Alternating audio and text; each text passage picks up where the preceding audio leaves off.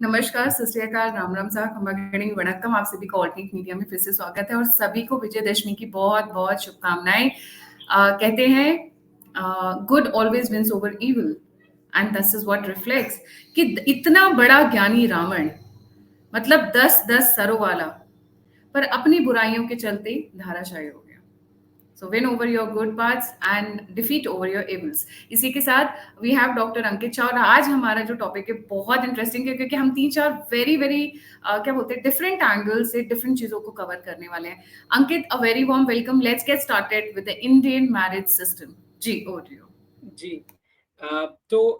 गायत्री जी, पिछले कुछ समय से ये कुछ क्वेश्चंस आ रहे थे और बहुत हिलेरियस है क्योंकि लोगों को एक इमेज बन गया है कि शायद मैं एस्ट्रोलॉजर हूँ जो बिल्कुल बिल्कुल सही बात नहीं है। तो लोगों ने क्या किया कि अपने यहाँ पे एक यूट्यूबर ने आपको एस्ट्रोलॉजर बताया भी था और उसके आई थिंक 1.5 मिलियन व्यूज भी आए थे। आई मीन इट्स समथिंग, बहुत फनी था जब आपने मुझे कहा। जी। तो ये पता नहीं लोगों को ऐसा लगा कि आई एम एस्ट्रोलॉजर समथिंग, तो सबने अपने पर्सनल क्वेश्चंस भेजना शुरू कर दिया। बहुत सारे लोगों ने तो मेरे ट्विटर आईडी से ईमेल आईडी निकाल के सबने ईमेल्स डालने शुरू कर दिए। तो उस पर से फंडामेंटल जो भी क्वेश्चंस इकट्ठे हुए उसमें ज्यादातर मैरिज और लाइफ रिलेटेड थे, करियर रिलेटेड थे। और क्योंकि जो पूरी थीम पे मैं डिस्कस करता हूँ, जो डी डॉलराइजेशन और डी रेडिकलाइजेशन, डी कोलोनाइजेशन, जिसमें बात करता हूँ कि मैं ये जो 400 साल का साइकिल एंड हो रहा है single country currency international trade वाला, तो इसमें क्वेश्चंस उस हिसाब से आए कि विमेन एम्पावरमेंट के कुछ क्वेश्चंस आए, कुछ डाउरी रिलेटेड आए और मैरिज के तो स्पेसिफिक आए क्योंकि अभी जो सीजेआई का रिसेंट जो जजमेंट था सुप्रीम कोर्ट का, जहां पे सेम सेक्स मैरिज को 5-0 से जो वो अपील हुई थी वो कैंसिल हुई। अब मामला पार्लियामेंट के पास है। तो ऐसे बहुत सारे लाइफ रिलेटेड क्वेश्चंस सरप्राइजिंगली आ गए instead of Jio politics, Jio economics की जगह। तो इसी पर से मैंने कुछ टॉक्स में अभी रिसेंटली बात भी इसी पर की है। तो कुछ चीजें मैंने समझाई हैं कि क्यों हमारा जो एंशियंट मैरिज सिस्टम, जो ट्रेडिशन है बिटवीन टू फैमिलीज, वो पूरा जो कल्चरल सेटअप है जहाँ पे दो फैमिलीज का जो कॉन्ग्रीगेशन होता है और मैरिज का लीगल जो एक जिसको बोलते हैं approval of eligibility to procreate. तो ये जो मैरिज इंस्टीट्यूशन है, ये कॉन्सेप्ट सनातन में इसलिए है कि फैमिली और सोसाइटी ने दो एडल्ट्स को अप्रूव किया। क्या अप्रूव किया? उनका एलिजिबिलिटी टू प्रोक्रिएट, कि हाउस होल्डर की जो आप फैमिलियल रिस्पॉन्सिबिलिटी है सिविलाइजेशन को आगे ले जाने की, जो आपकी ड्यूटी है, वो एक फंडामेंटल टेनेट है मैरिज स्टेटस के लिए। ठीक, ये सनातन विजडम है। अब क्योंकि वो जो सेम सेक्स मैरिज वाला जो क्वेश्चन था कि उसको लीगल स्टेटस दिया जा सकता नहीं दिया जा सकता, तो कुछ क्वेश्चंस मुझे आए कि ऐसे भी तो कुछ कपल्स हैं जो डिसाइड करते हैं कि बच्चे नहीं करने हैं, करने ही नहीं। फिर कुछ ऐसे कपल्स हैं जिनको मेडिकल इश्यूज हैं और बच्चे नहीं हो रहे, तो फिर आप उनको क्यों मैरिज स्टेटस दे रहे हो? ये क्वेश्चन था। तो समझने वाली बात यह है कि मैरिज स्टेटस का फंडामेंटल टेनेट ये है, सोसाइटी और फैमिली का approval for the eligibility to procreate. ठीक है, approval for the eligibility to procreate. फिर अगर मेडिकल इश्यूज है या नहीं है, नई बच्चे हो रहे या नई डिसीजन लिया, बच्चे आपने ले लिया डिसीजन कि बच्चे नहीं चाहिए, उन लोगों को मैरिज स्टेटस मिलेगा, लेकिन सेम सेक्स वालों को नहीं मिल सकता। क्यों नहीं मिल सकता? क्योंकि एलिजिबिलिटी है ही नहीं, जब तो अप्रूवल की बात ही कहां से आई प्रोक्रिएशन की, राइट? तो वो मैरिड कपल्स जिनके बच्चे नहीं हो रहे या मेडिकल इश्यूज है, उनको मिलेगा मैरिज का स्टेटस लेकिन सेम सेक्स वालों को नहीं दिया जा सकता। ठीक, पहले ये फंडामेंटल समझना है। दूसरा, फिर आप क्या कर सकते हो उनके लिए, क्योंकि को लिविंग का एक आपको रेगुलेशन कुछ तो बनाना पड़ेगा, उनका जो भी रिक्वायरमेंट है समझ के। ठीक, तो आप उसको उनको को लिविंग का एक अलग से स्टेटस दे सकते हो, जहां पे रिस्पॉन्सिबिलिटीज या रेगुलेशन या रजिस्ट्रेशन का प्रोसेस या पेरेंटल अप्रूवल का प्रोसेस, ये सब डाल सकते हो आप। But that can be called a को लिविंग स्टेटस, उसको आप मैरिज वाला स्टेटस नहीं दे सकते। एक्सेप्शन को आप पूरे मासिस के लिए रूल नहीं बना सकते for the fundamental concept of marriage. ठीक, तो ये समझाना इंपॉर्टेंट था। दूसरा क्वेश्चन जो मुझे मिला था वाज रिगार्डिंग डाउरी वाला, कि डाउरी के पीछे क्या एंशिएंट विजडम था। तो सबसे पहले तो मैं ये क्लियर कर दूं कि डिमांड बेस्ड डाउरी वाला I don't stand with it. Nobody, no sane mind will stand with that. Okay, कि कुछ डिमांड हो रही है सामने की साइड से और आपको डाउरी देना पड़ेगा। I don't agree to that formula. जो आई थिंक इन्वेजन्स के बाद ये सब कुछ करप्शंस आ गए प्रैक्टिसेस में, that is understandable. But ancient wisdom क्या था वो समझना जरूरी है। सबसे पहले समझना ये जरूरी है कि जब सिंगल कंट्री रिजर्व करेंसी वाला फॉर्मूला नहीं था, मतलब 400 साल से पहले की बात कर रहा हूं, तब तक जॉब को एम्पावरमेंट नहीं माना जाता था। ये बहुत ही रीसेंट आया है ये कॉन्सेप्ट, जॉब को एम्पावरमेंट समझना। ठीक, तो हमें ये समझना है कि जब इन्वेडर्स नहीं आए थे, तब ये भारतीय उपमहाद्वीप में जो इंडियन वुमेन थी were the richest business tycoons on earth. Richest business tycoons on earth, ये फैक्ट कोई नहीं बता रहा है। अब आपको समझना है कि ये कैसे इतने रिच थे, why were Indian women so rich. तो एग्रीकल्चर और मैरिज का कॉन्सेप्ट ये दोनों साथ में डिस्कवर हुए हैं। उससे पहले ह्यूमैनिटी का पॉलीगैमी चल रहा था। ठीक है, तो एग्रीकल्चरल सेटलमेंट से ये वर्ड आया सेटल होना। ये जो क्वेश्चन पूछते हैं तू सेटल हुआ, तू सेटल हुई, ये इसका ओरिजिन है एग्रीकल्चरल सेटलमेंट से। क्यों? क्योंकि उससे पहले पॉलीगैमी चल रहा था, अनऑर्गेनाइज्ड प्रिमिटिव सोसाइटी की बात कर रहा हूं।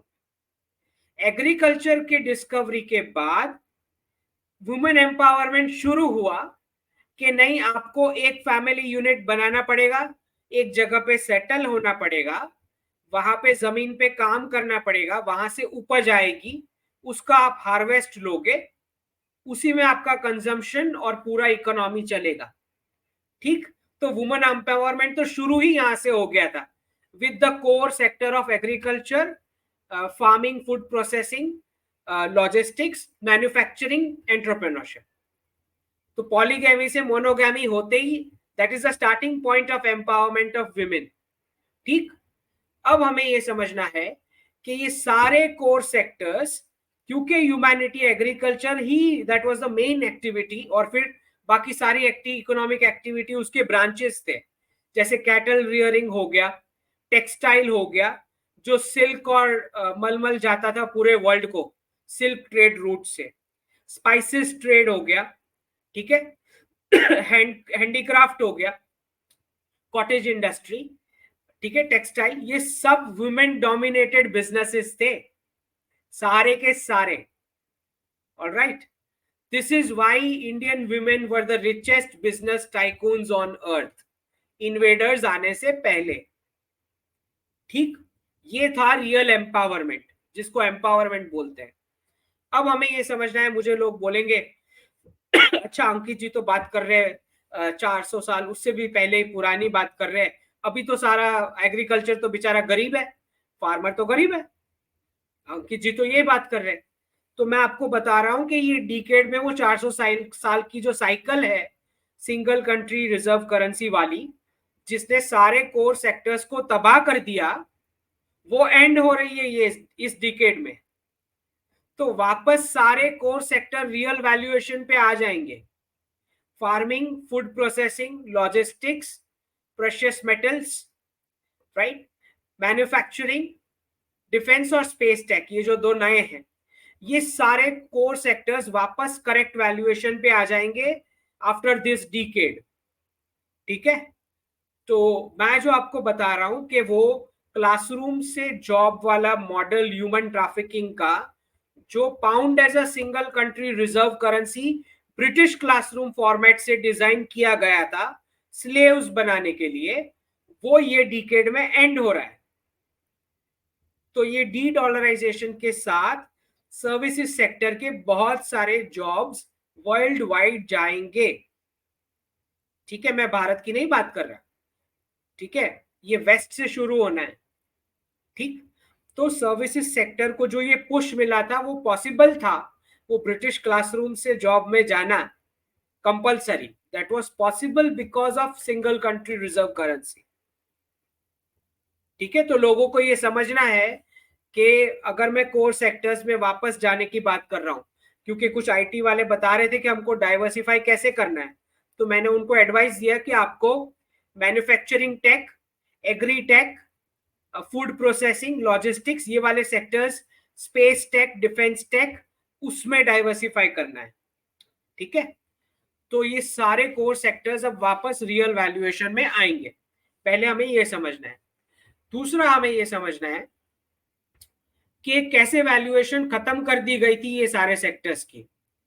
तो ना सिर्फ सिंगल कंट्री की जो 180 प्लस नेशंस ने अपनी करेंसी की डिमांड खत्म करके आर्टिफिशियली वो सिंगल कंट्री करेंसी को ऊपर लेके गए, ना सिर्फ इस वजह से वैल्यूएशन खत्म हुई है, दूसरी वजह ये है कि 1 किलो वीट के सामने मार्केट में 1 lakh kilo wheat, paper wheat घूम रहा है, डेरिवेटिव्स।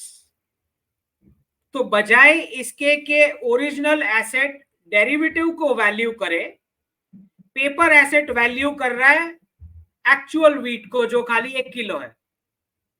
इस तरह सारी वैल्यूएशन खत्म की गई सारे सेक्टर्स की, समझ आ रही है? तो ये सब एंड हो जाएगा after this single country reserve currency closure. अब आते हैं वापस वहां पे जो डाउरी वाला जो क्वेश्चन था, क्योंकि बहुत सारों ने मुझे ये पूछा।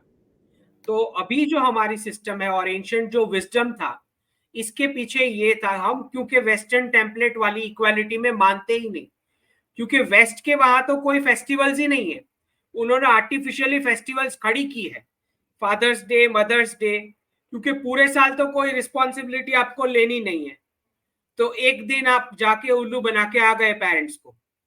ठीक, तो ये सिंगल कंट्री रिजर्व करेंसी के साथ वेस्ट ने अपनी सोसाइटी में फैमिली इंस्टीट्यूशन को बर्बाद किया, जिसके चलते 60% डिवोर्स रेट्स उनको मिलते हैं इसी एक्सट्रीम कैपिटलिज्म में। ठीक है, तो हमें यह समझना है कि हमारा एंशिएंट ट्रेडिशन जो विजडम है, जो क्या बोलता है कि डिमांड बेस्ड डाउरी की बात नहीं हो रही, पेरेंट्स जो गर्ल चाइल्ड को दे रहे हैं at the point of marriage, क्यों दे रहे हैं कि सबसे पहले तो 100% इट इज स्त्रीधन, उसकी अकेली की ओनरशिप है, पेरेंट्स ने जो भी दिया है, किसी और का कोई शेयर नहीं है उसमें, सबसे पहली बात। दूसरी बात, वो सिक्योर करता है कपल का स्टार्टिंग पॉइंट, कि कपल किसी फाइनेंशियल एक्टिविटी में, अर्निंग की वेस्टफुल एक्टिविटी में अपने गोल्डन ईयर स्टार्टिंग के मैरिज के जो है उसमें वेस्ट ना कर डाले, इसके लिए ये दिया गया है। आपको शादी में भी जो ट्रेडिशन में जो गिफ्ट्स मिलते थे वो इसीलिए मिलते थे कि कम्युनिटी बर्डन शेयर कर रहा है आपको नई लाइफ स्टार्ट कराने के लिए, इसी के लिए आपको वो सारे गिफ्ट मिलते हैं, फैमिली की ओर से, रिलेटिव्स की ओर से, कम्युनिटी की ओर से। ठीक, तो आप बिल्कुल टेंशन ना लें जब आप नई लाइफ स्टार्ट कर रहे हो, मैरिड लाइफ, और किसी वेस्टफुल इकोनॉमिक एक्टिविटी में वेस्ट ना कर दे, इसके लिए वो गिफ्ट और वो डाउरी वाला सिस्टम था कि स्टार्टिंग पॉइंट सिक्योर करके दिया है, कपल वेस्ट ना करे। अब लड़के के जो पेरेंट्स हैं, जैसे ही आपके शादी के फेरे कंप्लीट होते हैं, officially legally by law the girl becomes 50% owner of the entire wealth accumulated by the guy's ancestors. ठीक है, अब जो लोग बात करते हैं इस क्वेश्चन वेस्टर्न टेम्पलेट वाली इक्वालिटी के, उनको जरा जाके पूछो कि गर्ल ने क्या कंट्रीब्यूट करा है कि उसके गाय की फैमिली के एंसेस्टर्स की जितनी भी वेल्थ एक्यूमुलेट हुई है उसकी वो ऑफिशियल ओनर बन गई फेरे कंप्लीट होते ही, 50% ओनरशिप लीगल टर्म्स में मैं बता रहा हूं। ठीक है, तो आप बिल्कुल ये वेस्टर्न टेम्पलेट वाले इक्वालिटी के झांसे में ना आए, क्योंकि उनको लाइफ की, रिलेशनशिप की, फैमिली की, ना फेस्टिवल्स की कोई समझ है। ठीक, अब आपको ये समझना है कि जब लड़के के पेरेंट्स जब नहीं होंगे दुनिया में, तो आपको पूरा इनहेरिटेंस दे के जा रहे हैं। तो लड़के की साइड के पेरेंट्स सिक्योर कर रहे हैं आपकी लाइफ का एंड पॉइंट, आपकी लाइफ की पोस्ट रिटायरमेंट लाइफ का पूरा फाइनेंशियल सिक्योरिटी लड़के के पेरेंट्स देख रहे हैं। ठीक है, स्टार्टिंग पॉइंट लड़की के पेरेंट्स ने सिक्योर किया। क्यों? खाली क्या किया है? 100% ओनरशिप फॉर द गर्ल, जो भी दिया है उसमें किसी और का कोई शेयर नहीं है, जबकि एंड पॉइंट में जो इनहेरिटेंस मिलेगा वो पूरा मिलेगा कपल को। ठीक, ये लड़के की फैमिली से, ये हो गया स्टार्टिंग पॉइंट और एंड पॉइंट। अब आपको ये समझना है कि हमारे एंशिएंट ट्रेडिशन में ये जरूरी है कि लड़की फ्रीली अपने फैमिली, अपने मैटरनल फैमिली के पास हर एक फेस्टिवल्स में आके सेलिब्रेट करे। और आप जानते हैं हर एक इवेंट में जो सोशल कैपिटल, साइकोलॉजिकल सपोर्ट का कैपिटल बनता है, इसका तो कोई वैल्यूएशन ही नहीं हो सकता, उस पर आप कोई नंबर नहीं डाल सकते। ठीक, और हर एक बार लड़की को कुछ ना कुछ गिफ्ट देते हैं पेरेंट्स, राइट? लड़के को तो कोई ऐसा गिफ्ट नहीं मिलता। ठीक, प्लस जब लड़की की शादी होती है और लड़के की शादी होती है, इन दोनों के में अगर आप डिफरेंस देखोगे तो पेरेंट्स कहाँ ज्यादा खर्च करते हैं, ये भी आप देख लो। दूसरा आप ये देखो कि लड़के को जो पेरेंट्स की रिस्पॉन्सिबिलिटी आती है, अगर आप वो एक्सपेंस माइनस करोगे तो आपको नेट पता चलेगा that a girl got more, अगर आपको खाली फाइनेंशियली कैलकुलेट करना है तो। ठीक है, अच्छा, और आप ये देखो कि एवरी ईयर आपको 2000 या 5000 मिल रहा है और आपको 25 साल बाद 5 लाख 10 लाख मिलेगा, कौन सा आप प्रेफर करोगे? तो फाइनेंशियली भी she is getting more comparatively in most of the cases, more than 90% of the cases. ठीक, तो क्योंकि वेस्ट वाला जो स्टैंडर्डाइज टेम्पलेट इक्वालिटी का आप लेके आते हो, आप लोग ये भूल जाते हो, सोचते नहीं हो कि वो इक्वालिटी करके लड़की की फ्रीक्वेंसी घर वापस आने की कम हो जाएगी। अगर आपने इक्वालिटी कर दी तो वो सारा फेस्टिवल का मजा, वो सारा गिफ्ट लेके जाना हर बार, ठीक है, और भाई भाभी जिस प्रकार से आपको रिसीव करते हैं, वो तो सब कुछ आपका लॉस हो जाएगा अगर आप एब्सोल्यूट इक्वालिटी लॉ एनफोर्स करके लेने जाएंगे तो वेस्टर्न टेम्पलेट जो है, जो लॉ को वेपनाइज करता है, रिलेशनशिप को तोड़ता है, एंशिएंट भारत में ये विजडम नहीं है। ठीक है, तो सबसे पहले हमें ये डिफरेंस समझना है दोनों सोसाइटी का। उन्होंने तो आर्टिफिशियली हैलोवीन डे, फिर Father's Day, Mother's Day create किए, वैलेंटाइन डे, हमारे तो मतलब रक्षाबंधन और ये सब एक एक फेस्टिवल है जहाँ पे आप घर जा सकते हो, सबके साथ एंजॉय कर सकते हो, और उनकी सोसाइटी की आप हालत देखो। अंकित, एक ऑन अ फनी नोट, आपने एक चीज नोटिस की, मतलब इट जस्ट स्ट्रक मी, क्योंकि आप इतना डिटेल में समझा रहे थे। उनके यहाँ कोई हस्बैंड को सेलिब्रेट करने वाला कोई डे नहीं है, वैलेंटाइन है, वो लवर को सेलिब्रेट करता है, तो you can have as many lovers as you want. और हमारे यहाँ करवा चौथ होता है, मतलब राजस्थान से निकलकर पंजाब में करवा चौथ होता है, यूपी की साइड में तीज होती है, तीजी होती है। हाँ, इस तरीके के अलग अलग जगह पे अलग अलग नाम से हस्बैंड के लिए किया जाता है, बच्चों के लिए किया जाता है, और पेरेंट्स के साथ हम ऑलरेडी रहते ही हैं जी। तो इन्हें, क्योंकि आपको एक बात समझना है कि इनका पूरा सोशल बेनिफिट्स का सिस्टम ही वो रिजर्व करेंसी की वजह से, करेंसी ने रोल ले लिया है हस्बैंड का, वाइफ का, पेरेंट्स का, चिल्ड्रन का, सबका रोल डॉलर ने ले लिया है। ठीक है, तो बच्चों को निकाल देते हैं 15-16 साल की एज में। क्यों निकाल पाते हैं? क्योंकि स्टेट ने बोला है कि आपका मेडिकेयर, पोस्ट रिटायरमेंट सब हम देखेंगे, ठीक, इसीलिए निकाल पाते हैं। बच्चे भी क्या है, रिजर्व करेंसी का बेनिफिट है, 1-2% पे लोन मिल रही है, लोन लेके निकल लिए घर से, ठीक है। तो ये पूरा 400 साल का साइकिल एंड होने जा रहा है, इनके सोशल बेनिफिट्स नहीं बचने वाले। दिस इज वाई सारे बच्चे अब वापस आ रहे हैं। आप रिपोर्ट्स देख लें वेस्ट के, जैसे ही क्राइसिस शुरू हुआ कितने सारे पेरेंट्स के साथ वापस रहने को आए, क्योंकि अब ईएमआई पे नहीं कर सकते।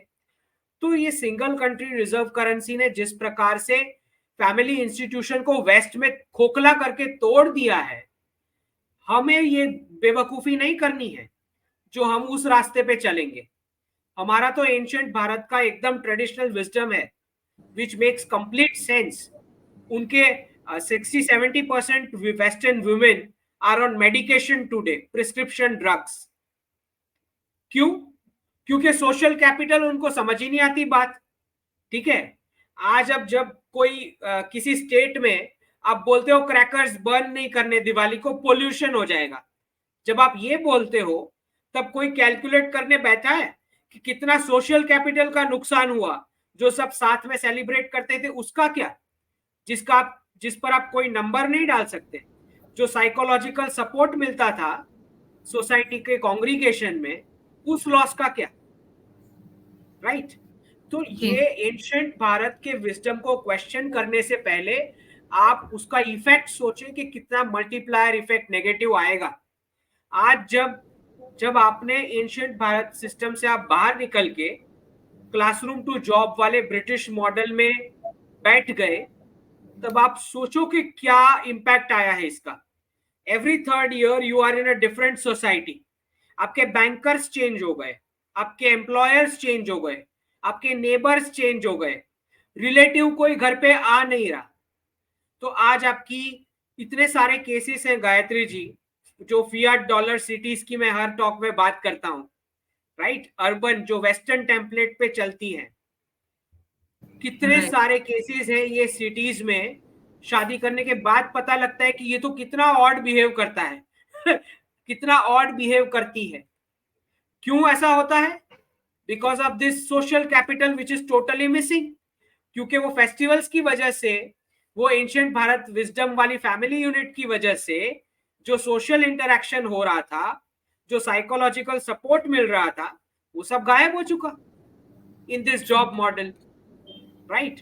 तो ऐसे घर जहां पे रिलेटिव्स आ नहीं रहे, जा नहीं रहे, कोई सोशल इंटरेक्शन नहीं है, अगर आप ऐसे लोगों के साथ शादी करोगे तो यही सब आप झेलोगे जो वेस्टर्न टेम्पलेट में 60% डिवोर्स रेट्स का कारण बना है, ठीक। बिल्कुल। तो हमें ये समझना है कि एंशिएंट भारत विजडम इसी में है कि एंटरप्रेन्योरशिप मॉडल को आप प्रायोरिटी लेके चले। मैं ये नहीं बोल रहा सबके सब एंटरप्रेन्योर बन जाएंगे रातों रात, मैं ये नहीं बोल रहा, I am aware of what I am talking. मैं ये बोल रहा हूं कि प्रायोरिटी आपको उसको बनाना पड़ेगा। फिर जैसे एंशिएंट भारत में भी जॉब मॉडल तो था, लेकिन वो प्रायोरिटी पे नहीं था। That was not the priority outcome you were looking for, ठीक। तो इट इज वेरी इंपॉर्टेंट कि आपकी इकोनॉमिक एक्टिविटी का स्टीयरिंग व्हील आपके हाथ में हो। That is the real empowerment. तो आप फैमिली रिस्पॉन्सिबिलिटी को भी बैलेंस करके चलोगे विद एक्टिविटीज, ओके। तो this is what we are looking at, और ये होना ही होगा क्योंकि जॉब नंबर्स उतने बचने नहीं वाले। That was possible only in that single country reserve currency formula. Multi currency world order में इतने नंबर ऑफ जॉब्स बचेंगे नहीं, आप करोगे क्या? मैं बता रहा हूं, वेस्ट में जो जेपी मॉर्गन के चीफ ने अभी बताया, एक रिपोर्ट आया, बोल रहे हैं वीक में 3.5 दिन ही काम करने को मिलेगा आफ्टर एआई, ठीक है। मैं और आगे चल के बता रहा हूं फैमिली के एक ही पर्सन को जॉब मिलेगा, मैं और आगे बता रहा हूं, ठीक है। मैं वेस्ट की बात कर रहा हूं, क्योंकि मैं भारत की इसीलिए नहीं बात कर रहा क्योंकि मुझे पता है कि बहुत सारा फंडिंग यहीं पे फ्लो होके अंदर आना है, तो यहाँ इतने बड़े प्रॉब्लम्स नहीं होने वाले। सारा प्रॉब्लम वेस्ट में, क्योंकि वो टेम्पलेट वहीं से शुरू हुआ था, पॉइंट ऑफ ओरिजिन में ही क्राइसिस आएगा, सीधी सी बात जी। तो जी। ये जो मल्टीपल कार्स वाली लाइफस्टाइल, लो इंटरेस्ट रेट पे लोन मिल रहे थे, और जो सोशल बेनिफिट पेरेंट्स का टेक केयर गवर्नमेंट कर रही थी, सिंगल वुमन का टेक केयर गवर्नमेंट कर रही थी, जॉब नहीं है तो इनकम सिक्योरिटी गवर्नमेंट दे रही थी, that was possible in a reserve currency status world for a single country. That is not possible after this decade. Right, right. Ankit, moving on to the next topic, and which is quite different than what we have been speaking, और बहुत interesting है. The transfer of power from UK to India. जी. देखिए, सबसे बड़ी transfer of power की सबसे बड़ी problem है इस स्टेटस की ये कि आपने मान लिया कि ब्रिटिश रूल जो था वो मेरे ऊपर लेजिटिमेट था. ट्रांसफर ऑफ पावर का मतलब ये होता है. उसी के चलते आपने देखा कि सेंगोल जो था वो पहले माउंटबेटन को दिया गया, वहां से लेके नेहरू जी को दिया गया. ठीक है, इसीलिए इसको रिवर्स करना जरूरी था जो अभी हमारे प्रधानमंत्री जी ने किया कि जो राज्याभिषेक है वो धर्म करेगा, धर्म गुरु करेंगे. ठीक है, ब्रिटेन कौन होता है हमें पावर देने वाला, इसीलिए वो रिवर्सल इंपॉर्टेंट था. ये जो नई पार्लियामेंट में पूरी प्रोसीजर हुई और आपने देखा कैसे प्रधानमंत्री पीछे खड़े रहे, धर्मगुरु आगे एंटर हुए. ठीक है, तो दिस वाज वेरी इंपॉर्टेंट. तो ट्रांसफर ऑफ पावर की गलती यह है कि क्योंकि आपने मान लिया कि ब्रिटिश रूल आपके ऊपर लेजिटिमेट था, आपने सब कुछ कट कॉपी पेस्ट किया from institution format to legal format to education format to maps तक. इनफैक्ट जैसे ही इंडिपेंडेंस होता है सबसे पहला आपका ड्यूटी बनता है कि आप मैप्स फाइनल करो कि आपकी बॉर्डर है किधर. अब क्योंकि आपने गलती की है ट्रांसफर ऑफ पावर की, आपने सारे मैप्स उठा के कट कॉपी पेस्ट किए. ना वो बॉर्डर को भारत मानता है, ना वो बॉर्डर को पाकिस्तान मानता है, ना बांग्लादेश मानता है, ना नेपाल मानता है, ना भूटान मानता है, ना चाइना मानता है, ना अफगानिस्तान मानता है. कोई नहीं मानता उस बॉर्डर को. तो सब इतनी बड़ी बड़ी गलतियां हुई है. तो आपने अपने वो जो कांग्रेस का रूल था उनको जरा जाके पूछो कि आपने किस प्रकार की डील की थी. एक प्राइम मिनिस्टर आपने इधर बनाया, एक प्राइम मिनिस्टर आपने उधर बनाया. भारत माता जो जिनका नाम भरत के ऊपर से पड़ा है उसको आपने फादर दे दिए, अभी अभी पैदा हुए फादर बना दिए. और ना सिर्फ ये, आपको कोई नहीं मिला सिवाय सऊदी बॉर्न क्लेरिक को. At the stroke of midnight आपको वही मिला as a first education minister. तो ये जाके पूछो उन लोगों को कि ये किस प्रकार की डील्स आपने करी थी. ठीक, दूसरी बड़ी अफवाहें इन्होंने फैलाई जो रखी है वो ये है कि नॉन वायलेंट इंडिपेंडेंस. सबसे पहले तो ये गलतफहमी निकालने लोग कि इनफैक्ट गायत्री जी मैं तो उस हद तक बोलूंगा कि कांग्रेस ने जितना इंसल्ट किया है गांधी जी का शायद ही किसी ने किया हो. कि इन्होंने गांधी जी को सबसे पहले तो सत्य और अहिंसा, ये दोनों कॉन्सेप्ट जो है वो भगवान महावीर और बुद्ध दे के जाके चुके थे. ठीक है, तो आप इस तरह प्लेगरिज्म नहीं कर सकते. आपने जो महात्मा गांधी जी का जो इंसल्ट किया है ये दोनों कॉन्सेप्ट उनके सिर पे चढ़ा के, इसकी वजह से उनको नोबेल पीस प्राइज तक नहीं मिला, क्योंकि वेस्ट में प्लेगरिज्म बहुत सीरियस ऑफेंस माना जाता है. गायत्री जी मैं बता रहा हूं, plagiarism is a big insult, right. Obviously, Buddha, और ये बात इनफैक्ट अंकित, ये इट्स वेरी शॉकिंग कि अहिंसा परमो धर्म ये हमारे यहाँ पहले से ही था. तो इसमें तो गांधी गांधी जी कहाँ ने से गांधी जी ने खुद कभी बताया ही नहीं है कि ये मेरे कॉन्सेप्ट है. ये तो कांग्रेस बोल रहे हैं. तभी तो मैं बता रहा हूं कि गांधी जी का जितना इंसल्ट कांग्रेस ने किया है उतना कोई कर ही नहीं सकता. इतना हद तक मिसयूज किया है उनको फादर की पदवी दे दी आपने खुद से, किसी ने मांगी नहीं. ना गांधी जी ने कभी क्लेम किया कि मैं फादर ऑफ द नेशन हूं. आपने उनका इंसल्ट किया. क्यों? खाली आपके वोट बैंक सेकने के लिए, रोटी सेकने के लिए.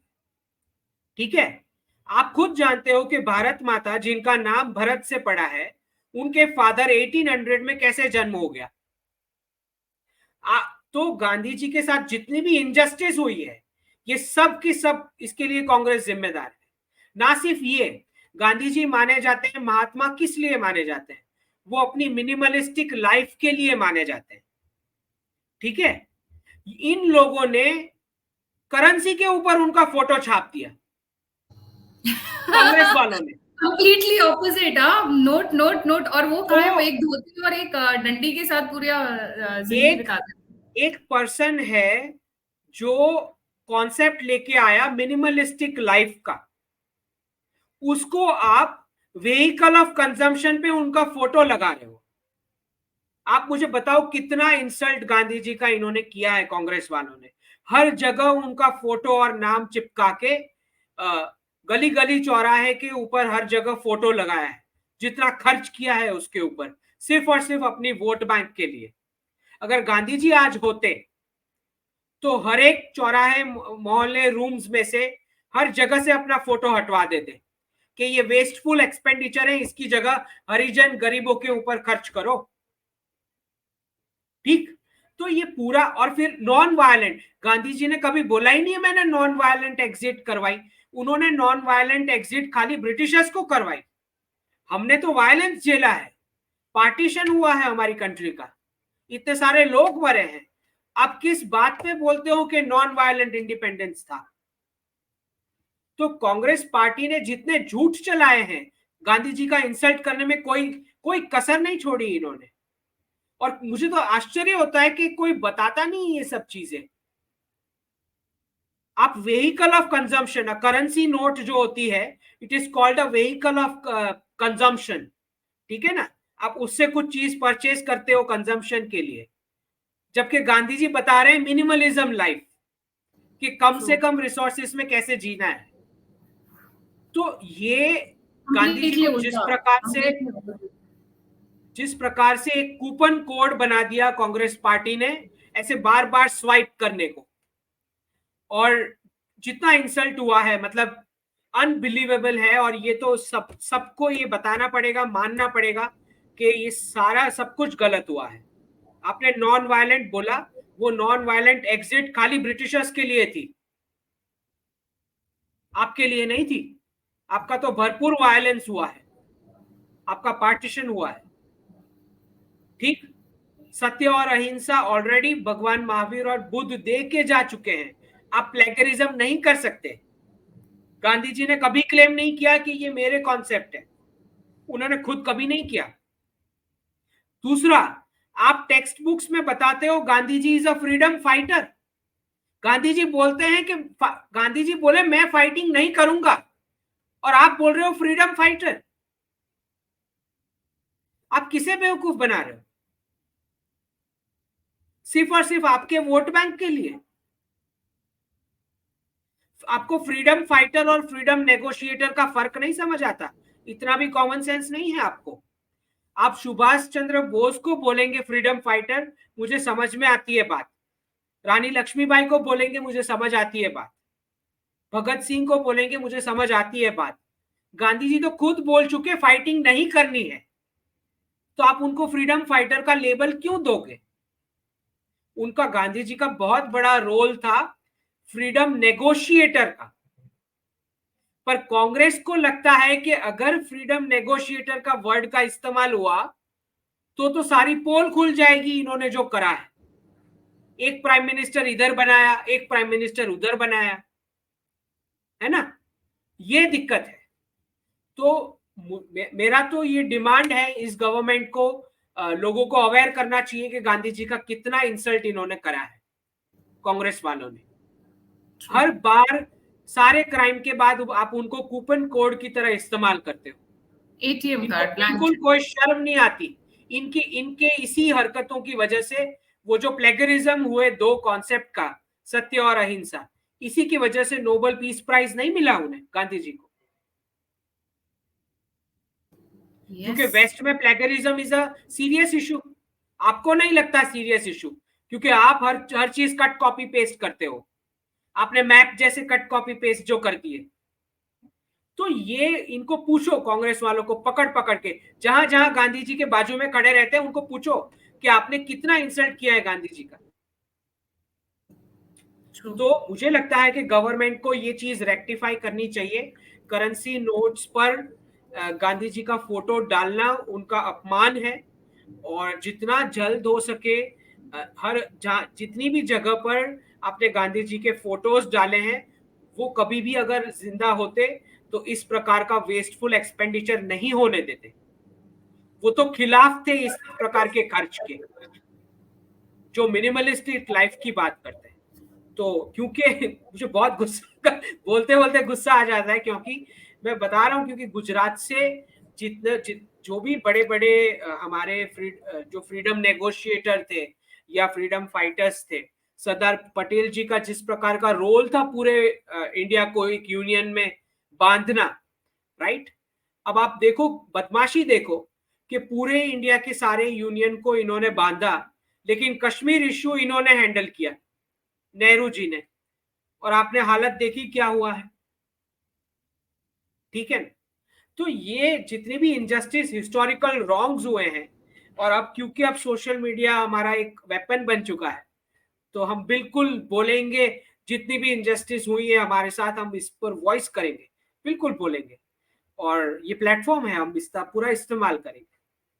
जी, coming to the next point, by the way transfer of power पर जाते जाते मैं अपने व्यूअर्स के लिए एक क्वेश्चन छोड़कर जाना चाहूंगी। आई मीन नॉट जाते जाते, बट यहाँ पे इस पॉइंट पे एक question I want to know कि क्या ये transfer of power from UK, क्योंकि मेरे पास तो इन्फॉर्मेशन है but I want my viewers to do this homework, कि क्या ये ट्रांसफर ऑफ पावर जो ब्रिटिशर्स ने भारत को दिया था, was it only for 99 years? Otherwise हम एम्बेसडर्स क्यों नहीं भेजते across world rather than sending high commissioners to those countries which were also enslaved by Britishers? ये होमवर्क मैं देखती हूँ कितने लोग करके लेकर आएंगे। मेरे पास तो जवाब है, but I wait and watch कि मेरे कितने व्यूअर्स इसको ध्यान से करेंगे, क्योंकि ट्रांसफर ऑफ पावर हुआ है। उन्होंने आपको आजादी नहीं दी है, आपको फ्रीडम नहीं दी, आपको स्वतंत्रता नहीं दी है। जी Ankit Shah, moving on to the next point. मैं इतनी फॉर्मल वे में अंकित शाह कह रही थी, सॉरी अंकित। जी, moving on to the next point, the power play in the Indian Ocean. जी देखिए, प्रॉब्लम ये है गायत्री जी कि हमारा एक वेस्टर्न टेम्पलेट से इतना ब्लाइंड हो चुके हैं, हम उस लेंस से देखते देखते। आज क्योंकि मैं बहुत सारे कुछ सिविल सर्विसेज वाले हैं, उनसे भी मेरी बात होती है, और कुछ मैं डिस्कशंस जो पोर्टल्स पे, ये सारे सोशल मीडिया पर भी देखता हूँ, बार बार जिक्र होता है वो क्या बोलते हैं उसको, स्ट्रिंग ऑफ पर्ल्स और डायमंड नेकलेस वाला, पता नहीं, उसको हमने काउंटर कर दिया with a necklace of diamond, पता नहीं क्या जो भी है। तो मेरा क्वेश्चन ये है, जब 400 साल पहले यूरोपियंस ने भी वही किया था, तो तब तो कोई नहीं बोला इसको स्ट्रिंग ऑफ पर्ल्स। अब आप क्यों बोल रहे हो इसको स्ट्रिंग ऑफ पर्ल्स और नेकलेस और ये सब? तो हमें ये वेस्टर्न माइंडसेट से बाहर निकलना पड़ेगा, कि जो हमको बता रहे हैं कि आप चाइना के साथ उलझ लो, आप दोनों फुल वॉर कर लो और निपटारा हो जाए आपका दुनिया से। तो हमें इस माइंडसेट से बाहर निकलना पड़ेगा। पिछले 2000 साल में ऐसा कोई हिस्टोरिकल इवेंट नहीं है जिसके बलबूते पर आप ये कह सकते हो कि चाइना या भारत ने कहीं पे जाके कॉलोनियलिज्म किया है। मुझे आप एक प्रूफ दिखा दो। वेस्ट का जितना कॉलोनियलिज्म हुआ 300 साल का, इनफैक्ट चाइनीज तो क्या बोलते हैं, 100 years ऑफ, क्या बोलते हैं, specific word they use it, उसको शेम बताते हैं कि हमारे ऊपर रूल हुआ। 100 years ऑफ ह्यूमिलिएशन बोलते हैं, राइट। तो आप मुझे बताओ, कभी चाइना और भारत का पिछले 2000 साल में किसी और कॉन्टिनेंट में जाके पूरा कब्जा कर लिया हो, हमने किसी पे कॉलोनियल इंपोजिशन किया हो, वहां से लूट के पैसे इधर लाए हो? कोई वाकया है चाइना या भारत का? एक भी है तो दिखा दो। फिर क्यों हमारे एक्सपर्ट्स ये टर्मिनोलॉजी में फंस जाते हैं, string of pearls, diamond necklace? भाई क्यों? आप दोनों को एक दूसरे से लड़ना है क्या? क्या क्या प्रॉब्लम क्या है आपकी? तो पहले ये बात समझो कि इंडियन ओशन जो है, भारतीय महासागर, मैं तो बता रहा हूं इसका फ्यूचर में यही टर्मिनोलॉजी होगा। भारतीय महासागर जो है वो वर्ल्ड इकोनॉमिक्स का पिवट है, it is the fulcrum. 90% resources जो है, रॉ मटेरियल्स बोलो, फूड बोलो, फ्यूल बोलो, एनर्जी बोलो, ये सारा वहीं से ट्रांसपोर्ट होता है, right. Majority of the world के लिए आप जानते ही हैं, we are the highest population, China is next, और साउथ ईस्ट एशिया की अगर आप जोड़ दो तो almost the world is here, right. तो आपको ये समझना है कि Indian ocean is the pivot. तो रियल बैटलफील्ड वही है, पहले भी वही थी, आज भी वही है। तो जितने भी वेस्ट से हमें ढूंढते हुए आए थे, उन्होंने यही पोर्ट सिटीज, एंट्री और एग्जिट पॉइंट्स और यही आइलैंड कंट्रीज का कब्जा किया था, क्योंकि जिसका इन्फ्लुएंस भारतीय महासागर पे होगा उतना ज्यादा आपको ट्रेड का बेनिफिट मिलेगा, सिंपल सा लॉजिक है।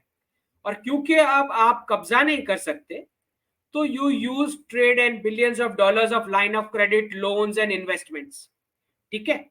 तो जैसे 400 साल पहले यूरोपियंस ने एनसर्कल किया था, बिल्कुल वैसे भारत और चीन एक दूसरे को इंडियन ओशन में उसी वजह से एनसर्कल कर रहे हैं कि ट्रेड का बेनिफिट मिले, ठीक है। तो इसको कोई आपको स्ट्रिंग ऑफ पर्ल्स और ये बताने की कोशिश नहीं करनी कि हम दोनों के बीच कोई बड़ा फुल स्केल वॉर होने वाला है, right, because that is the direction which मैं बता रहा हूं। बहुत सारे देश हैं सिवाय भारत और चाइना के जो ये चाहते हैं कि फुल स्केल वॉर हो जाए। फायदा उनका है ना, ऑब्वियसली। जी, तो हमें ये समझना है कि ठीक है, एकेडमिकली लोग ये टर्मिनोलॉजी इस्तेमाल करते हैं, string of pearls, diamond necklace, but हमें हमें खुद से तो इसका परहेज करना चाहिए, बचना चाहिए ये बोलने से। क्योंकि अगर ऐसी कोई हमारी स्ट्रैटेजी है भी, मिलिट्री हो या इकोनॉमिक है, तो उसको हमें बिल्कुल पोर्ट्रे ऐसे नहीं करना चाहिए that we are going to confront China with a full scale war. That is not our goal, frankly that is not nobody's goal, okay। और उसका मतलब ये भी नहीं है कि we are going to be subservient। अगर वहां पे एलएसी में आएंगे तो बराबर से ब्लैक एंड ब्लू मिलेगा उनको अच्छे से, so that is not the case. But हमें बचना चाहिए ये वाले नरेटिव से, जो क्योंकि बहुत बड़ा मीडिया का नरेटिव वहां से चलता है, एशिया से नहीं चलता है। और जब तक वो पावर शिफ्ट नहीं हो जाता कि आपका मीडिया जो बोल रहा है उसका वॉइस वहां के लोकल सिटीजन्स तक, नीचे तक जाएगा और वो उसको काउंट करेंगे, जब तक वो शिफ्ट नहीं हो जाती तब तक हमें ऐसे सारे नैरेटिव से बचना चाहिए जो ये कोशिश करना चाहेगा कि एशिया में वापस पावर ना आए, राइट। तो Indian ocean is very important. उन्होंने हम्बनटोटा पोर्ट लिया है श्रीलंका, हमने चाबार पोर्ट लिया है ईरान, उन्होंने ग्वादर पोर्ट लिया है पाकिस्तान में, फिर सितवे पोर्ट है म्यांमार, बांग्लादेश के पोर्ट्स बहुत इंपॉर्टेंट है। जैसे यूरोपियंस के लिए इंपॉर्टेंट था, बिल्कुल वैसे भारत और चीन के लिए इंपॉर्टेंट है। प्लेयर्स अब बदल गए, that is the only change, right. तो that is what about the Indian Ocean. Right, right. Moving on to the next point. और आप सही कह रहे हो, एक भारत के अंदर एक डुअल वॉरफेयर चल रहा है नैरेटिव का जब हम बात करते हैं। एक है जो चाइना प्रमोटेड है, न्यूज क्लिक सॉट, एंड एक जो दूसरा है that is from the west. So basically ऐसा लग रहा है कि पूरी की पूरी कुरुक्षेत्र यहीं आने वाली है बहुत जल्दी में, जब वर्ल्ड वॉर 3 होगा। वैसे मैं पीवीआर नरसिम्हा राव जी के साथ करी थी, is a big astrologer as well as he is a big scientist, तो वो यही चीज कह रहे थे, कुरुक्षेत्र होगा पर इस बार भारत नहीं होगा। महाभारत के टाइम पे जिस तरीके की प्लैनेटरी पोजीशंस थी, कुछ वैसी ही 2029-30 में आएगी, वो होगा इस बार, जो हमारा एक टाइम पे कांधार वाला एरिया हुआ करता था, और उस टाइप का ईरान, अफगानिस्तान और उस इराक वाले एरिया में। बहुत इंटरेस्टिंग होती जा रही हैं चीजें, जियोपॉलिटिक्स लगता है एकदम चेंज होता जा रहा है Ankit. Moving on to the next one.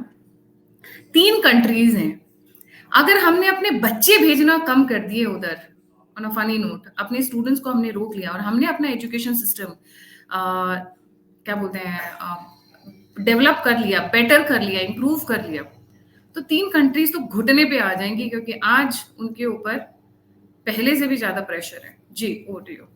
जी, तो हमें ये समझना है कि जो कॉलोनियल लूट चली उसमें से 3 कंट्रीज बिल्ड किए गए। ब्रिटिश एक्सपोर्ट्स हुई जो सेविंग्स इंडियन लूट में से, उसमें से यूके, कनाडा, यूएस और ऑस्ट्रेलिया, ये 3 प्राइमरीली बिल्ट हुए। स्टार्टिंग पॉइंट की बात कर रहा हूं, प्राइमरीली बिल्ट हुए ब्रिटिश सेविंग्स में से। काहे की सेविंग्स? जो यहां से लूटा वहां से, ठीक। तो ये 3 कंट्री बिल्ड ही वैसे हुए, स्टार्टिंग पॉइंट ही उनका वो था। अब हमें ये समझना है कि लास्ट 1.5 डिकेड में आप बोल सकते हो कि भारतीय जो सप्लाई हुआ ह्यूमन रिसोर्स, स्पेसिफिक जो स्टूडेंट्स बन के जाते हैं, आप जानते ही वो बेनिफिट्स लेने जाते हैं, गवर्नमेंट का रहने का स्टेटस मिल जाएगा, वर्क का स्टेटस मिल जाएगा, ये एम लेके चलते हैं। उसके पीछे आप जानते हो कारण क्या है। यहाँ पे जिस प्रकार से रिजर्वेशन डाल के और कुछ करप्शन और ये सब जो कॉन्स्टिट्यूशन के टाइम से ही पूरा एक इनजस्टिस सा चला, वो फेस ना करते हुए बहुत सारा टैलेंट छोड़ के जा रहा था भारत को, जो अब 2014 के बाद, ये गवर्नमेंट के बाद रिवर्स होना शुरू हुआ है। तो हमें ये समझना है कि यूके, ऑस्ट्रेलिया और कनाडा, ये तीनों कॉम्पिटिटर्स हैं भारतीय स्टूडेंट्स के एडमिशन के लिए, क्योंकि इनका एजुकेशन सेक्टर का बहुत बड़ा फंडिंग डिपेंड करता है भारतीय एडमिशन नंबर्स के ऊपर। तो हमारे पेरेंट्स को और हमारे कंट्री को भी ओवरऑल समझना पड़ेगा कि हमारा सबसे मेन एसेट ही ह्यूमन रिसोर्स है।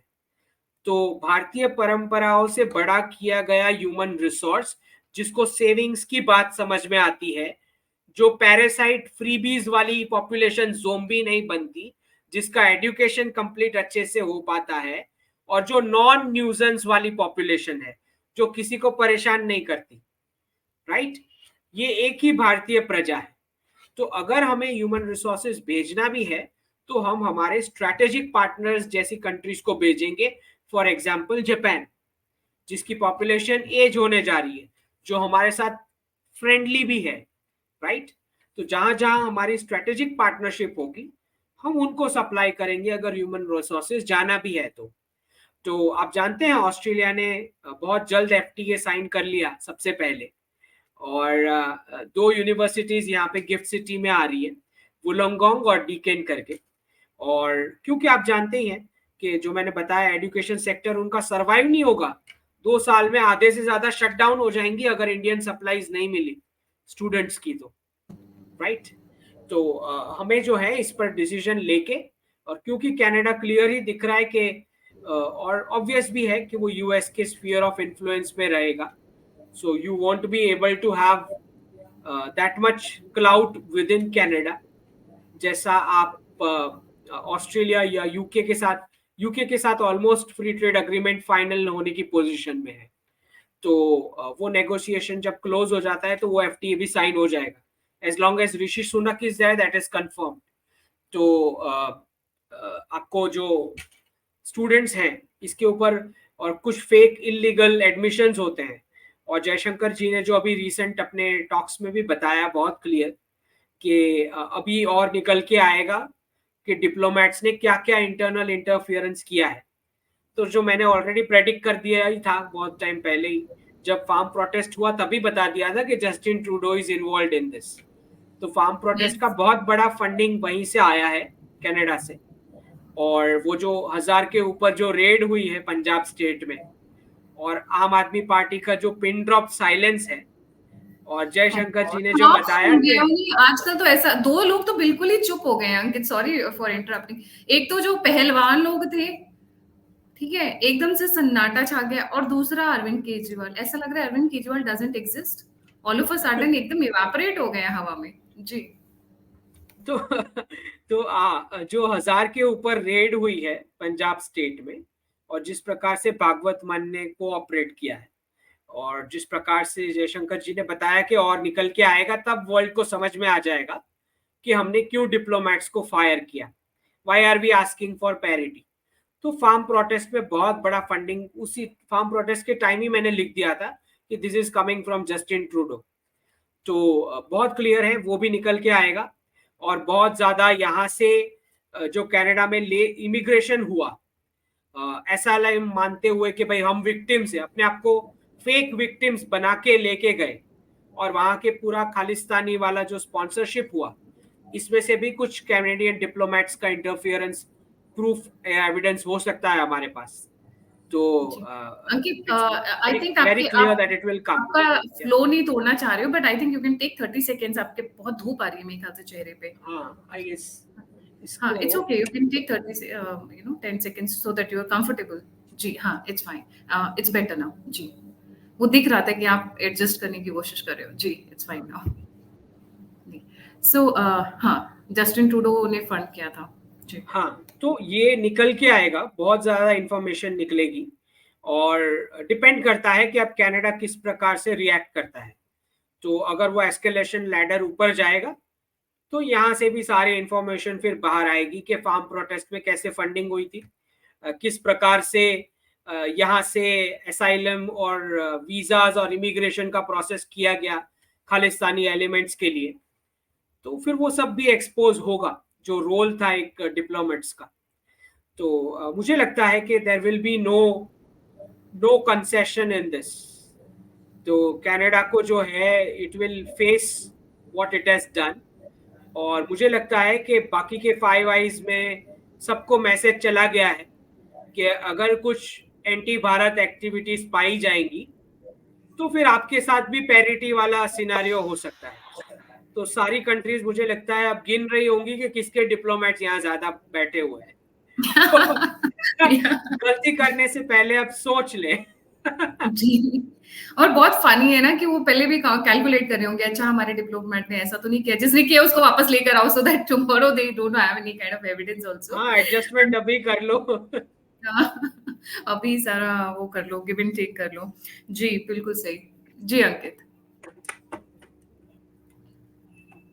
That's all. Any more questions? I think questions तो नहीं है, बट हाँ, एक चीज जरूर चल रही है कि जिस तरीके से एकदम अचानक से Shehbaz Sharif has return to Pakistan, how do you see it? Nawaz Sharif. Sorry, हाँ, नवाज शरीफ, वो दोनों भाई है ना, शक्ल भी इतनी मिलती जुलती है। सॉरी, हाँ, Nawaz Sharif has return to Pakistan.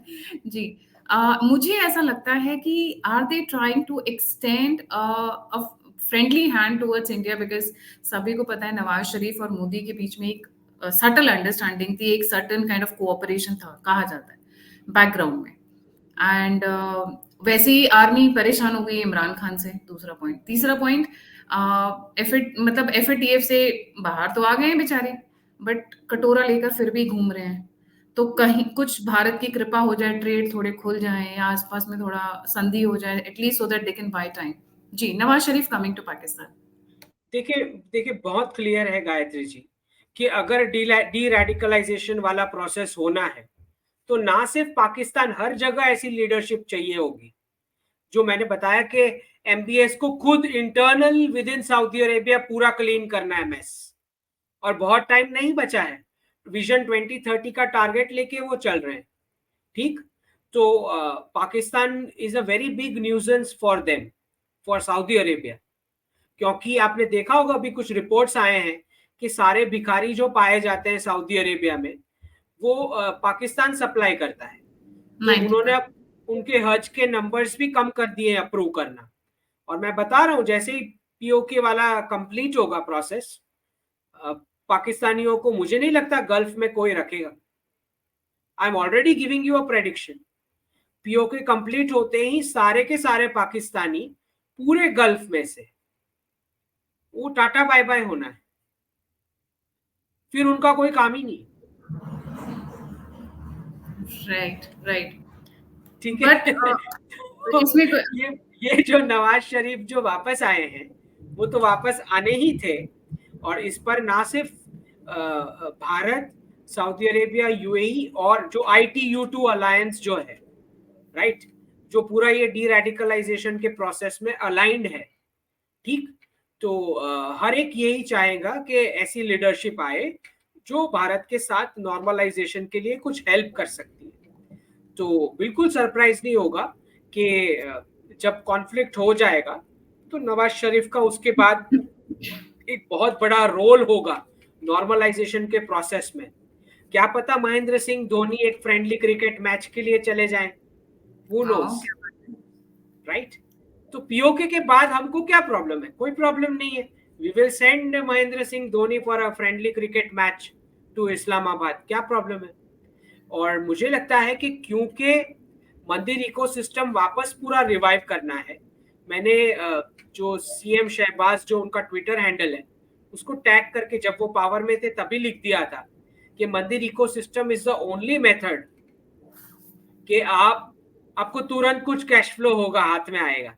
तो सारे एंशियंट हिंदू मंदिर वाली साइट है उनको रिवाइव करना शुरू करो। और कुछ झलकियां दिख रही है अभी, वर्चुअल टूर तो वो शुरू कर रहे हैं हिंदू मंदिर के, न्यूज आ गया है। तो वाह, दिस इज जस्ट वर्चुअल, पर मैं जो मांग रहा हूँ वो अलग है। आई एम सेइंग भारतीय freely can move in and out of the entire अखंड भारत इंडियन सब कॉन्टिनेंट। तो तो फिर अंकित ऐसे तो वो पीओ अभी के जो हम ले श्रीलंका, मंदिर हम जाने लगेंगे तो फिर तो पाकिस्तान बचा ही नहीं, बचा कुचा रह जाएगा पाकिस्तान, वो पंजाब तो में वो वो तो जो। बचा कुचा ही बचेगा, उसमें से कुछ नहीं बचना। तो श्रीलंका ने बता ही दिया है कि वीजा फ्री ट्रैवल अभी पायलट स्टडी के लिए स्टार्ट कर रहे हैं भारतीयों के लिए। होना ही चाहिए, मैं बता रहा हूँ। सबसे पहला जो रूट बनेगा सनातन इकोनॉमिक्स की मंदिर इकोसिस्टम मॉडल में, that will be Mithila, Ayodhya and Lanka. ये सबसे पहला कॉरिडोर बनेगा अयोध्या को एज अ सेंट्रल नोड।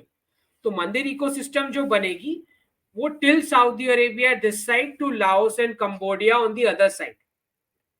और इसके अंदर सबसे पहला ये है मिथिला, अयोध्या, लंका। और फिर दूसरा जो हो सकता है, जो पाकिस्तान के अंदर बहुत सारी साइट्स है, हिंगलाज माता का मंदिर है, शारदा पीठ है, बहुत सारे पुराने हैं जो वो लोग रिवाइव करना चाहेंगे, क्योंकि मैं बता रहा हूँ that is the best cash flow. और अफगानिस्तान ने, जो मैंने प्रेडिक्ट भी किया था, ये भी प्रेडिक्ट किया था कि अफगानिस्तान बहुत जल्द जो पूरा हिंदू और सिख समाज है उसको धीरे धीरे एक्सेप्ट करना शुरू करेगा। तो अभी उसका भी न्यूज आ चुका है कि उन्होंने रिप्रेजेंटेटिव अपॉइंट कर दिए हैं, राइट, काबुल में। तो धीरे धीरे होगा, पूरा डी रेडिकलाइजेशन का प्रोसेस होगा और हर जगह मंदिर बनेंगे, क्योंकि mandir ecosystem is the primary method of economic cycles to continue, क्योंकि वो तिथीज और फेस्टिवल्स का लिंकेज बनता है वो इकोनॉमिक साइकिल्स के साथ, जिसकी वजह से सारे मंदिर टाउन्स को कभी कुछ नहीं होता, चाहे वो तिरुपति हो या काशी हो, बनारस हो या अयोध्या है, इनको कभी कुछ नहीं होगा क्योंकि वो इकोनॉमिक लाइफ साइकिल्स चलती ही रहती है, राइट। तो बिचू बिल्कुल सरप्राइज नहीं होगा, पूरा साउथ ईस्ट एशिया, पूरा चाइना वापस सारे मंदिर रिवाइव करेगा। आप लिख के रख लो, चाइना वापस सारे मंदिर रिवाइव करेगा। ठीक वाह, है, चाइना। चाइना, हाँ मैं चाइना की बात कर रहा हूँ।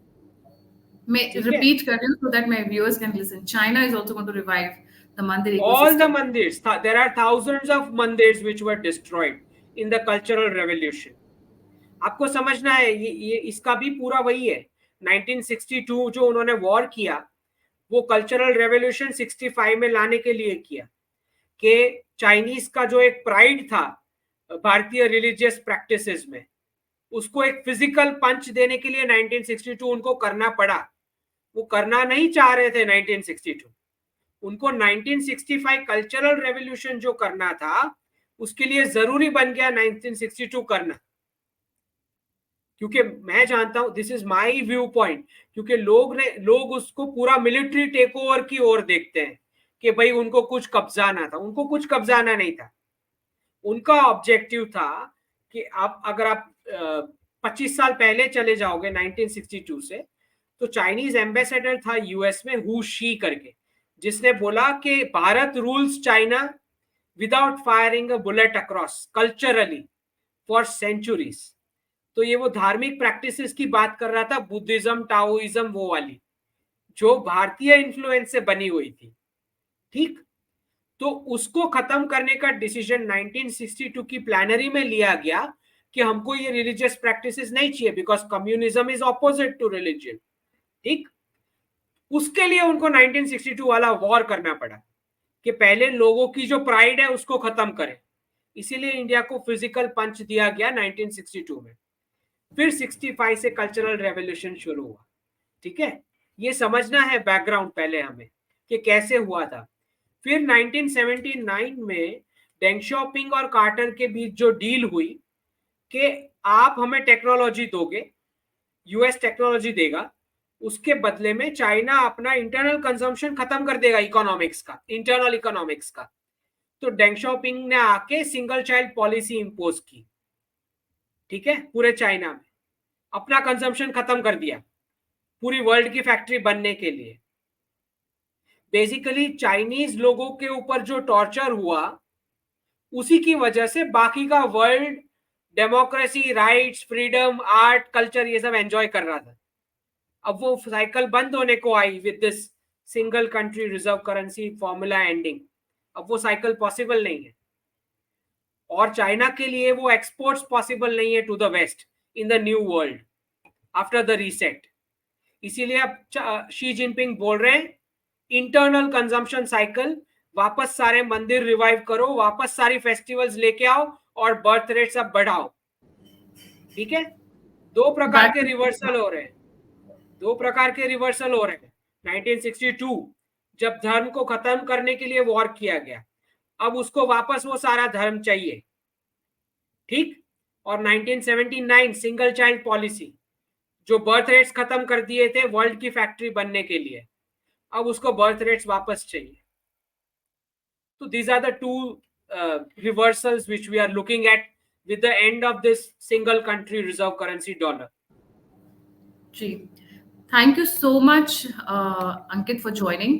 और एक बहुत इंटरेस्टिंग वीडियो, क्योंकि आपने डी रेडिकलाइजेशन की बात की और ये लोग हमेशा अरब मुस्लिम और अरब मुस्लिम बात करते हैं। अरब मुस्लिम इनको अपने जैसा मुस्लिम मानते भी नहीं है, and this is coming right from the foreign minister of UAE.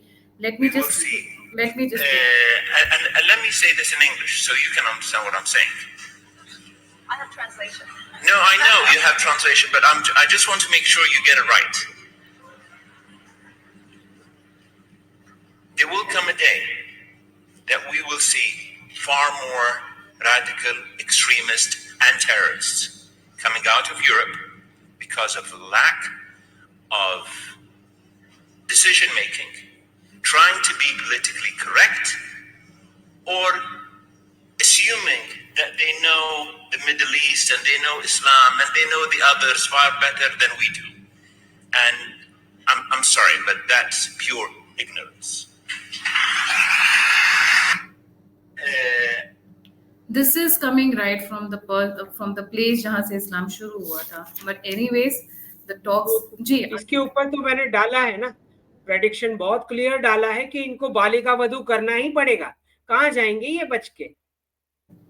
अगर उन यूरोप को अगर यूरोपियन वैल्यू या क्रिश्चियन वैल्यूज बचाना है तो वही बालिका वधू करना पड़ेगा जो हमने किया। 2-4 ऑप्शन है, एक बालिका वधू का ऑप्शन है, दूसरा जोहर का ऑप्शन है, सती का, और तीसरा ऑप्शन है कन्वर्जन का, और चौथा फिर आप क्रूजेड्स कर लो उनके साथ। 4 में से एक वही होना है जो भारत ने झेला है। अलग कैसे हो सकता है? क्योंकि वही ग्रूमिंग गैंग्स उनको परेशान करेगी, लड़कियों को वहां स्ट्रीट पे। बिल्कुल सही, बिल्कुल सही।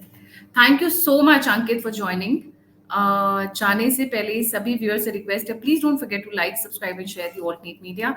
अगर आप कंट्रीब्यूट करना चाहते हैं, फीडबैक देना चाहते हैं, आप जुड़ना चाहते हैं, आप गेस्ट बनना चाहते हैं, if you feel you are an expert in certain specialised areas, you are most welcome.